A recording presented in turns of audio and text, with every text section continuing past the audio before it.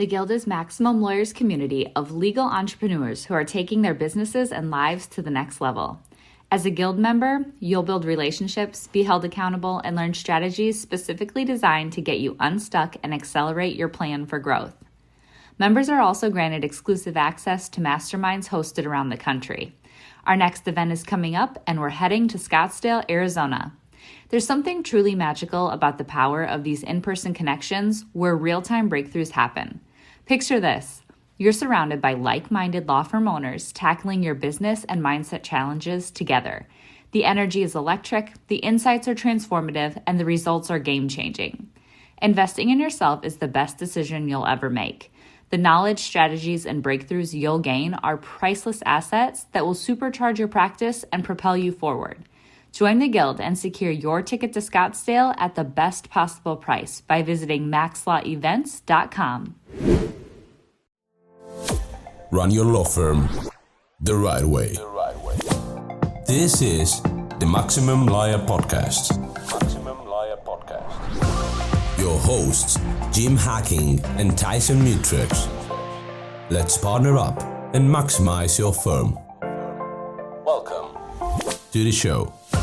Welcome back to the Maximum Lawyer Podcast. I'm Jim Hacking. And I'm Tyson Mutrux. What's up, Jimmy? Oh, Tyson, I'm really glad we're recording right now. I just had the unfortunate experience of eating that frog first thing in the morning. I had to let somebody go, and I did it not more than 20 minutes ago. So I'm very excited to have our guest today. He's Jesse Cole of the Savannah Bananas. And the reason I'm happy is because Jesse brings joy and happiness wherever he goes. For those of you who can't see on camera, he's wearing a canary yellow hat, shirt, jacket, the whole 9 yards, and he has fully embraced the Savannah Bananas. Jesse, welcome to the show. Excited to be with you guys. Let's have some fun this morning. All right, so Jesse, people have to know who the hell you are. Tell people about your journey, how the hell you came to running this freaking baseball team. This is amazing. So I was so excited when I found out you were coming on. So this is cool. Shoot, well, I guess I used to be a baseball guy, and then I became a circus guy running a baseball team. So long story short, played baseball my whole life and hurt myself, my shoulder, tore everything in my shoulder, realized that then watching baseball wasn't as fun as playing baseball,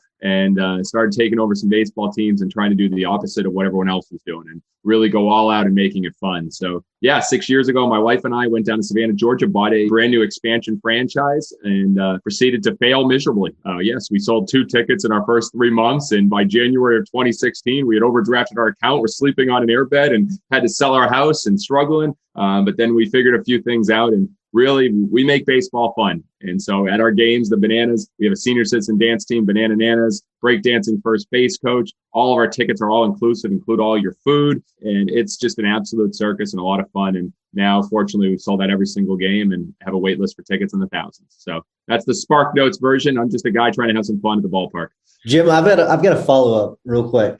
How in the hell did you convince your wife to let you buy a baseball team? That's my long story short, when we were running our first team in Gastonia, North Carolina, I was 23 years old, and we did crazy things back then. Grandma beauty pageants, salute to underwear nights, flatulence fun nights. And we had a little bit of success after failing initially as well. And I was hosting a conference, and I said, I was talking about all the craziness, and she was working for a minor league baseball team at the time for Cal Ripken and Ripken Baseball. And her boss was at the conference, left the conference after hearing me talk and said, I met the guy you're going to marry. And Emily was like, what are you talking about? And lo and behold, we stayed in touch in the industry. She asked how we did our grandma beauty pageants, and she joined us in Gastonia, became our director of fun. Is the only girl I know that will dress in a hot dog costume, not care what she looks like. And so I knew we were destined to be together. So she helped me pursue that dream and went to Savannah. And she was the one that said we need to sell our house and empty out our savings account. So that gives you an idea of the kind of person she is.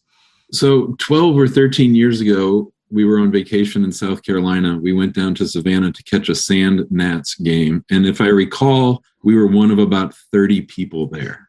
I mean, it's the same town, same demographics, same people who love baseball. What is it about the Bananas that has made you have this line out the door, as they say?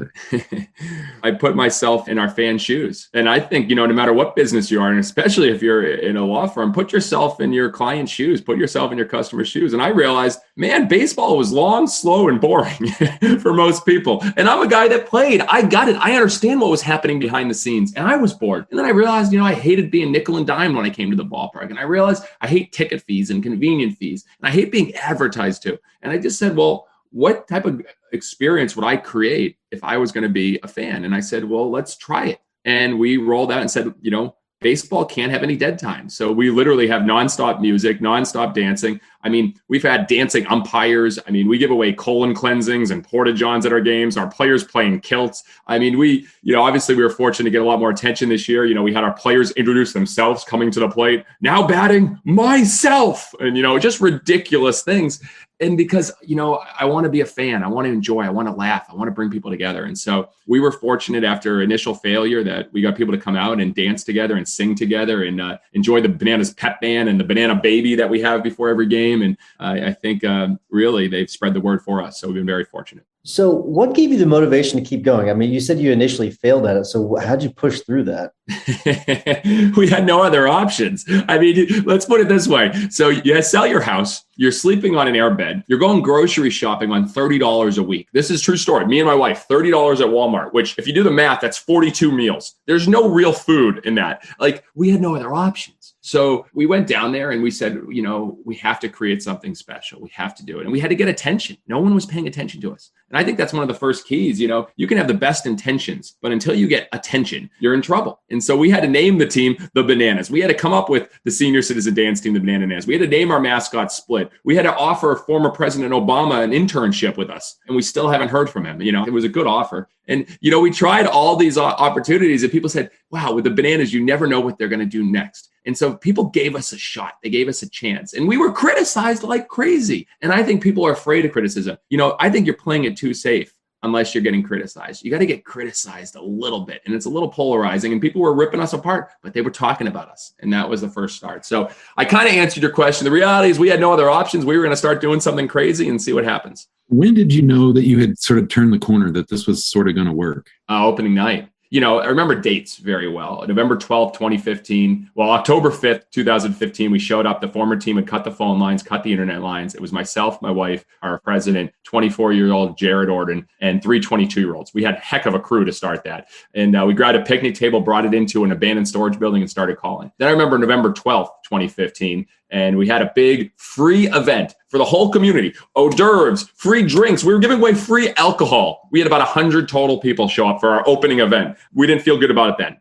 Then on January 15th, 2016 was when we got the call. We overdrafted our account. We had no money left. Wasn't feeling good about it then. Then February 25th, 2016, we announced the name of the team. And nationally, we're number one trending on Twitter, which was crazy. Sports Center 15-minute spot. Nationally, everyone was buying merchandise, even though very few people knew that we had a shipment of t-shirts. Our first shipment, there were too many N's in Bananas. Actually, our name was spelled wrong in our first shipment of t-shirts. We didn't tell people that, but we were failing miserably. And we got the attention. So we said, all right, that's a good shot, but are people going to buy tickets? And luckily, we convinced enough people to buy tickets for that opening night to probably see us fail. I think that's why they bought. They're like, let's see this team just fall apart. And we did to an extent. We were wearing green uniforms because we weren't quite right.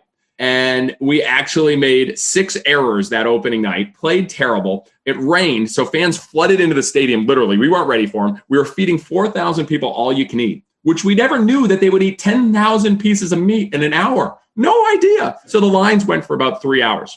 But the crazy thing happened. The game didn't start till about 9 o'clock.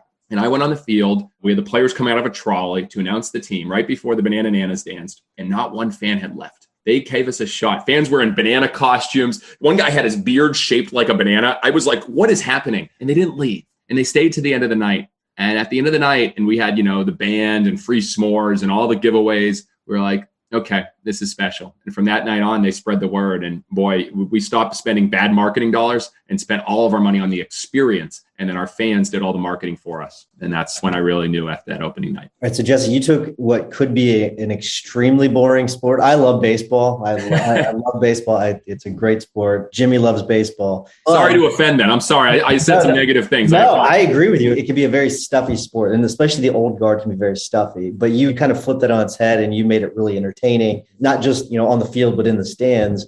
Like, so what advice would you have for lawyers that we've got a very stuffy profession, right? People will criticize you for marketing, things like that. And you kind of touched on that, but what is your advice to our profession to try to turn it on its head? I've been fortunate to learn a lot from P.T. Barnum and Walt Disney and so many. I'm right here. I'm looking at my huge library. We actually have paid our people to read in our office. We do book clubs and we're all about learning. And, I think I've learned a few things. And, as I said before, you got to put yourself in your customer's shoes, put yourself in your client's shoes. And what I would say kind of the number one thing is we need to change the language.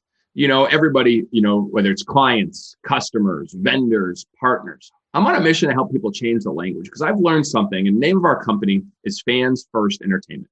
Mission is fans first, entertain always. We exist to make baseball fun, but how we do it is we go fans first. Well, what if you guys looked in, whether it's law firms, whether it's accounting offices, I don't care. What if you stopped thinking about customers and clients and said, I'm going to create some fans? It's a complete different mindset. And the way you create fans, and I'm writing about this for our next book coming out, Fans First, you literally think about what are all those friction points? What are all the frustration points that keep you from being a fan? And you do the opposite. And it sounds crazy, but that's what we've done. We literally look, it's crazy to think that we eliminated all of our advertising from our stadium. No sports team is dumb enough in the world to do that. Let's throw away hundreds of thousands of dollars for a minor little inconvenience. But I think nobody comes to our ballpark to be sold to be marketed to be advertised to. So we eliminated it in the name of fans. There's no shipping fees. You buy merchandise from us, there's no shipping fees. Oh, no big deal. Amazon does that. Well, Amazon charges you $100 Prime. If you buy once from us, you're not getting any shipping fees. And you're also getting a free koozie, a free decal, and a custom yellow box because we're thinking about how you create fans. So for instance, from a law firm, and I have my buddies, my best man is a lawyer. I always talk to him. I go, do you think it creates fans when you talk for 5 minutes and you get a bill for 5 minutes? Or do you think when you send an email, it takes 10 minutes? And it just that's one of the reasons we did all inclusive.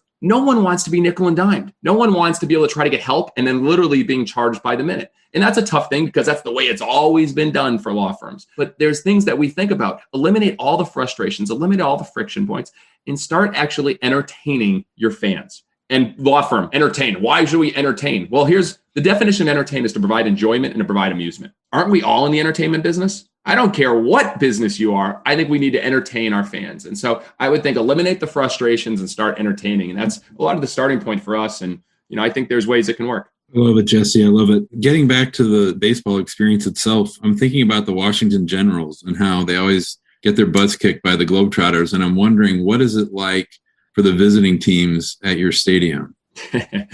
Every visiting team, we actually have a donut hitter. And so we pick out one guy on the team. And if he strikes out, the whole stadium gets donuts. So the entire stadium, Belushi doing toga. So we got the whole stadium, 4,000 people going, donuts.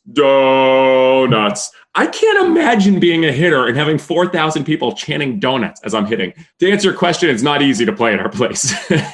We actually have weigh-ins before the game, like, UFC, boxing weigh-ins. We bring a scale on, pick a guy from their team. He has to go off, get on a scale and flex off as the entire stadium boos him. We created like this WWE script. But what's interesting? A lot of the guys that end up playing on the other side, and they play in front of 4,000 people at our stadium and 400 at another stadium. After the year, they're like, man, I wish I could play for the Bananas. We're so fortunate. We have 250,000 more followers on TikTok than every Major League Baseball team. We have 1.1 million followers. And our players are like, I get to be quote unquote famous and, be on videos. So I think the other guys they wonder what they're walking into. But then hopefully at the end, they're like, man, I'd like to play for the Bananas. That'd be fun. So what's your long-term goal for this? Because we usually ask that of attorneys, okay, are you going to scale your firm? Like, what are you going to do with the Bananas? I mean, how are you going to make this thing bigger, better? Or are you going to try to make it bigger, better? What's your thing? Yeah, obviously a guy who's looking right now at custom posters of Walt Disney where it says vision, it's kind of fun to do the impossible. It's hard for me not to have a bigger vision just because I see the impact. I see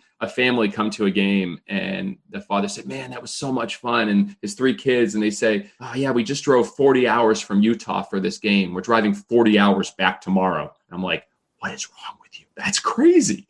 But that happens every night. And we have fans come from anywhere between 25 and 35 states, every single game, traveling from all over the country. And so I think that we have something that's special, that's unique, that's different. So anybody that sees that and feels it from the fans wants to bring it to more people. So, the thing we've worked on, we did last year, we did the One City World Tour. Yep, the One City World Tour. And we fortunately sold out 7,000 tickets in 24 hours in Mobile, Alabama. And the line started at 2 o'clock for a 7 o'clock game. And I knew we were onto something. So we're spreading this. We're going to take it to, I think, 6 or 7 cities this year. And I'm sure there'll be some more failures. When we go to a different city and have no idea what we're doing, there'll be great stories that come out of it. But I always tell our team, you either have success or you have a story. Sometimes you have both. And I think that's what we're going to achieve. So our goal is to take this all over the country. I guess you would say similar to the Globetrotters, but our games are real. You never know who's going to win. And we're going to keep playing Banana Ball, which is our new game that we invented to try to make it faster and better for the fans. So yeah, I think that's you got to have a big vision, and you have a big vision because it keeps everyone inspired. Once you achieve something new and unique, what's next? And I think that keeps everyone really fired up and a lot of purpose. The Guild is an insanely productive community of lawyer entrepreneurs with a growth mindset who share their collective genius and hold each other accountable to take their careers and businesses to the next level. But in 2021, we are upping the game. In addition to exclusive access to the group, FaceTime with the two of us, discounted pricing for live events, and front seat exposure to live recording and podcasts and video, we are mapping out for members the exact growth playbook with our new program, Maximum Lawyer in Minimum Time. As a Guild member, you'll build relationships and experience content specifically designed to complement your plan for growth. For a limited time only, the Maximum Lawyer in Minimum Time program will be offered for free to all new Guild members. Join us by going to maxlawguild.com.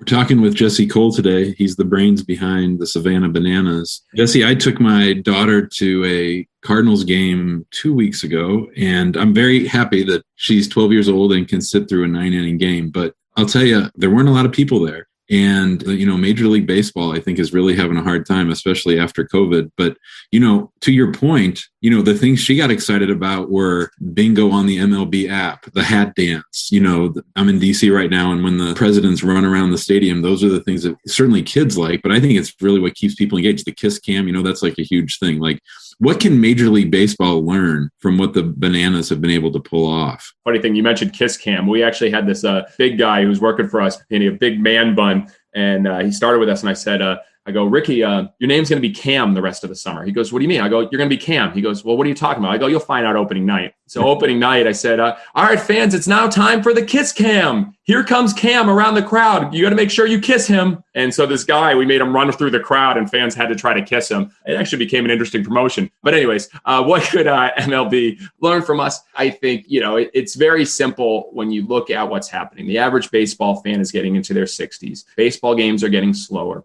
We are in a TikTok world, and baseball games are getting slower. People need faster things, more entertaining. And I think they need to cut down the walls. Baseball does not need to be the serious, traditional corporate game it is. The challenge is Major League Baseball is making more money than they ever had before. They're in the billions. And so the owners keep seeing the money. So they will keep charging the businesses and developing all these corporate ticket packages, but not thinking about the fan and the young fan and the fan that wants to just come out.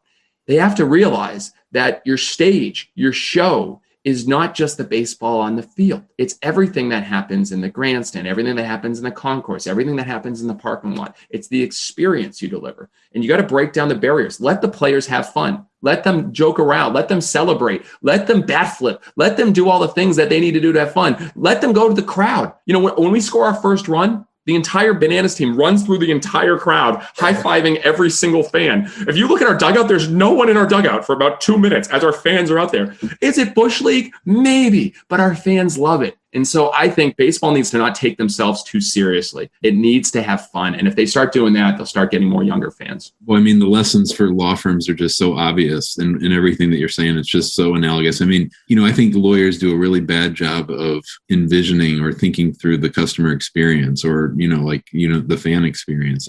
Clearly the jump from customer to fan is a huge thing, but also just sitting down and taking the time to think about, what's it like for our clients to go through this process. And, for us, they're going through things that probably aren't very comfortable. And so, we probably need to do even more of that. Yeah. And I think if you were to map it, what happens when people first go to your website, when they first call your number? Does it go to a voicemail, or it says, please listen closely as our menu options have changed? What is up with menu options changing all over the country every day? Like, stop that. How long does it take for someone to solve your problem? How long till someone answers the phone and gets you with what you need to get done? And that could be to a fault to us. Literally, people will buy a ticket and say, I'm not gonna be able to make it on Friday. And I'm like, we end up finding ways to take care of them, which is crazy. You don't go buy a head of lettuce at the grocery stores. No, I'm not going to eat this anymore. Can you take this back?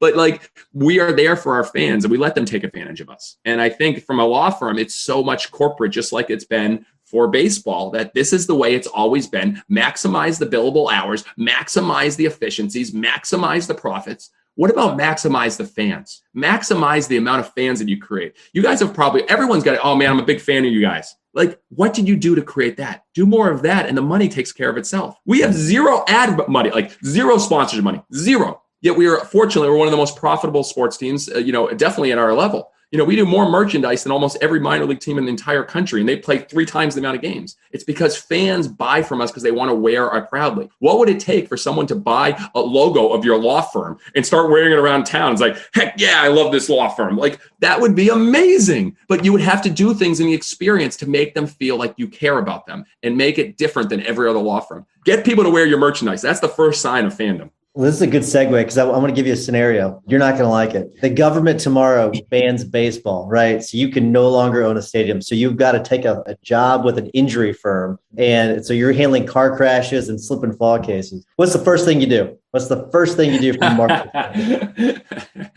Oh, geez. All right. You had to go the injury one too. You had to go that route. That's mine. So I had to, of course I had to.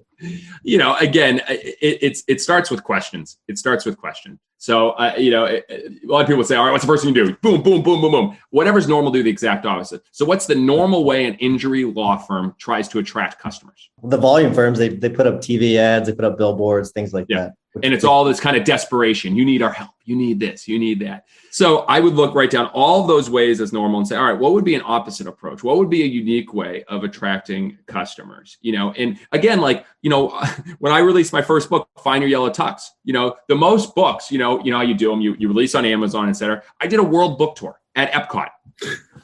So I literally went to each country and I ended up actually getting kicked out by a security guard when I was in Morocco. They said I was in the yellow tux. They go, you're confusing all our guests as one of our characters at Disney. You're going to have to leave. But you know what? It created attention. So all those pictures, all those videos, that whole story created attention. And so I think you got to think about what is the way they would do it. The normal way everyone would attract customers, attract fans. How do they do it and do the opposite? And so I don't know the whole business, but that's where I would start. It has to start with a question. And I think that's, I know I kind of politically correct answer your question, but that's where I would go. I love it. It's the right answer. I love it. So what's next? What's next for Jesse? What's next for the Bananas? As I said, we're just going to keep trying to take the show on the road and, keep having either more successes or more stories. And, with anything, I think you have to enjoy it. And, I've learned a lot. I've studied a lot of Lorne Michaels with SNL. I've studied a lot of Grateful Dead. I studied a lot of Apple. And, what I learned about some of the greatest, and actually this is ironic, I actually read Kevin Hart's book, which, what is it thinking about doing that? But, these people that are very successful, they hone their craft, they master their craft. They keep getting better at it. Kevin Hart kept showing up and doing stages in front of 200 people, in front of 50 people before he got to the big stages. The Grateful Dead did thousands of shows and they kept practicing. I just want to continue to hone our craft and create the greatest experience, the most fun, the greatest show in sports. And to me, that means we have to continue to experiment and try new things. With our director of entertainment, every night we do 4 or 5 promotions we've never done in front of a crowd live. And a lot of them fail. It's ridiculous, some of the things that we do. It's bad, but that's how you learn. And so for me, I want to keep honing the craft. I want to keep getting in front of people and putting on a show and learning and testing things and trying things. I want to think bigger. I want a ball monkey, a monkey that delivers baseballs to umpires. I think that would be fun. I want to think about all these crazy things that we can do. The characters we can develop. We had a princess at our games this past year, Princess Potassia, who literally would sing every night at the ballpark. You don't picture princesses at baseball games. We have a male cheerleading team, the Bananas. And I think the day that I stop wanting to explore and do new things and create new things for the experience in the show is the day that I need to retire. And that's not any day soon. So I think you got to love what you do and then things start taking care of themselves. I love it. This is great. All right, Jesse, we do need to wrap things up. I could talk to you for hours upon hours upon hours. So I can't wait for the new book to come out. Before we start to wrap things up, though, if people want to reach out to you, get in touch with you, follow you, how do they do that? I'm very easy. I heard from someone, you search Yellow Tux on Google. You'll find me pretty prevalently. So, I mean, I spend most of my time on LinkedIn. I post a lot on LinkedIn, which is ironic because our team does most of the other social. I just share kind of the business lessons, the things I'm learning on LinkedIn. Very accessible, as you guys know. So that's the easiest way. And then obviously the bananas. We're constantly trying things, testing things, and doing new videos. So we're pretty easy to find on the interweb as well. I love it. All right, we're going to wrap things up. Before I do, I want to remind everyone to join us in the big Facebook group if you would like to. There's a lot of great conversation going on. If you want a higher level conversation, please join us in the guild, maxlawguild.com. And then while you're listening to the rest of this episode, please leave us a 5-star review on Apple or wherever you get your podcast. Jimmy, what's your hack of the week? I meant to mention earlier that, the St. Louis Browns and Bill Veeck used to pull a lot of this stuff. Bill Veeck went on to own the White Sox, and, he's the one that brought in Eddie Goodell, who was like 3 feet tall, to have an at-bat. And he also had the infamous disco night when everyone in Chicago brought a record to commit Old Comiskey and threw it onto the field. So I just wanted to mention that. That's our St. Louis connection. Love him. I got another poster of him in my office that says, "Innovation. I don't break the rules, but I merely test their elasticity," which I love as well. Love it. So for me, with any growing firm, you have people that sometimes want to do a promotion, and sometimes it works, sometimes it doesn't, but it's really hard to let people go back to their old jobs, because if people have expressed that they're not satisfied with that job, it generally doesn't work. So I think you need to think real hard. So my tip of the week is think real hard before letting someone go back to an old job if they've tried something new. It's not great, but I think you're going to be better off in the long run, because it's sort of either up or out. It's hard to get them to fit back into their old role. Got it. That's good advice. Jesse, we always have our guests give us a tip or a hack of the week. Do you have a tip or a hack for us?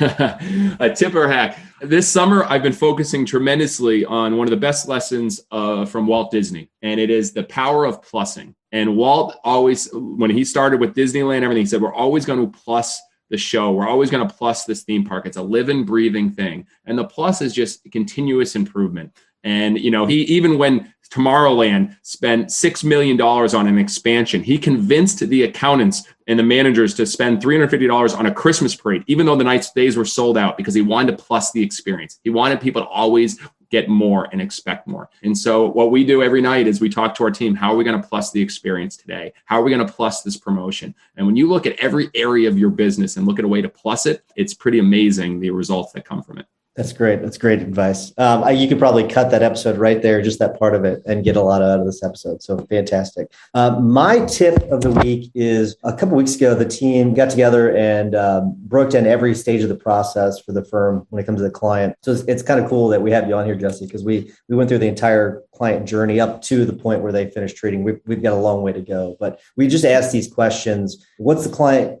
currently doing at that point in the case? So what's the client doing? What's the client thinking? What and who do they interact with? What is the client feeling? And then what needs to be done? And so we broke down each of these things. And then after that, we did opportunities. What can we do that no one else is doing? And we got a ton of great ideas, just a ton of great ideas. So I highly recommend going through that with your team. So break down the entire process for the client. And then at each phase, answer those questions, and it'll go a long way. And then ask the question, how do you plus it? Because we're going to add that to our questions. How do we then plus it? Because I really do think that is a magic question. I love that. So Jesse, thank you so much for coming on. This is a lot of fun. You can tell that you've got a lot of passion for this. It's great. So thank you for coming on and sharing your passion with us. I appreciate you guys. Thanks so much. Thanks, Jesse. Thanks, bud. We'll see you later. Thanks for listening to the Maximum Lawyer Podcast.